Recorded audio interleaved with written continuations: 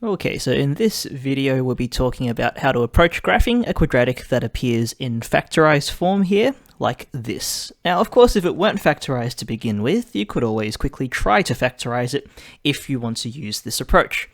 But along the way, we'll also pick up some important things like revisiting the idea of x and y intercepts, the symmetry of the parabola, and stuff like that.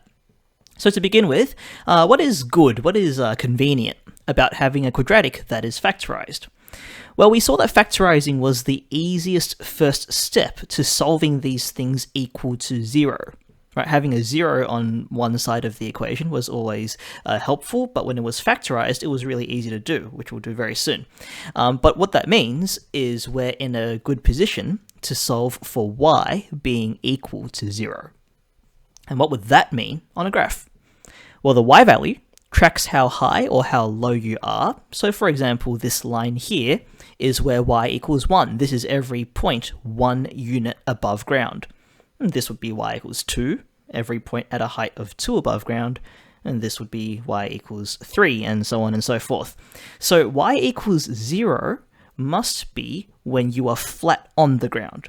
It describes points that sit exactly on the x-axis. And so that means if we were to solve this equation for y equals 0, we would be finding points where the curve hits the x-axis. And we call these x-intercepts. So let's do that. Let's quickly solve for this quadratic equaling 0. We have two options then, either x minus 1 equals 0 or x plus 3 equals 0. In the first case, x must be positive 1. And in the second, x must be negative 3. So that means back on our graph, we know that the parabola hits the x-axis at these 2 points here, at negative 3 and 1. But that doesn't tell us everything we need to know, because there are heaps of parabolas that could possibly go through these 2 points. So how do we narrow down the correct one? Well, the easiest way, I think, is to use the vertex. Because of the symmetry of the parabola, the vertex must be somewhere halfway between these two x-intercepts. So we can lock down here that the vertex must be at x equals negative 1, which is the number halfway between negative 3 and 1.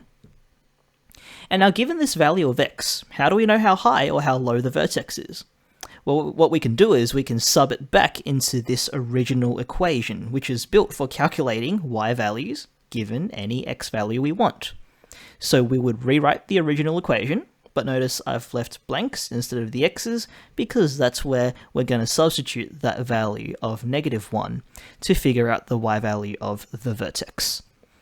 So we get negative 2 times positive 2, which is negative 4. And back on our graph then.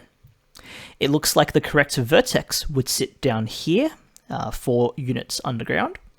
And so we can just draw our U-shaped parabola thing coming from there, passing through the 2 x-intercepts we found from before. Okay, once you've got that vertex and you sort of know where the x-intercepts are, the curve sort of just draws itself. Okay, there's only one way it can happen. In terms of labeling, it's of course polite to label those 2 x-intercepts we found at the start. Okay, and while we're thinking about those, it would also be polite to label this y-intercept here. Now this one is really easy to find actually. Okay, so for very similar reasons, the y-axis is just the set of points where x equals 0. So what you would do is sub x equals 0 back into the original equation to work out where that is. And I'll leave that for you to check yourself, but you should get negative 3 for the y-intercept. Okay, and finally, it's good to label the vertex as well, so we put in the negative 1 and the negative 4 that we found. Okay, and that's how we sketch parabolas that are either already factorized or that we can quickly factorize. Okay, thanks for watching, and I'll see you next time.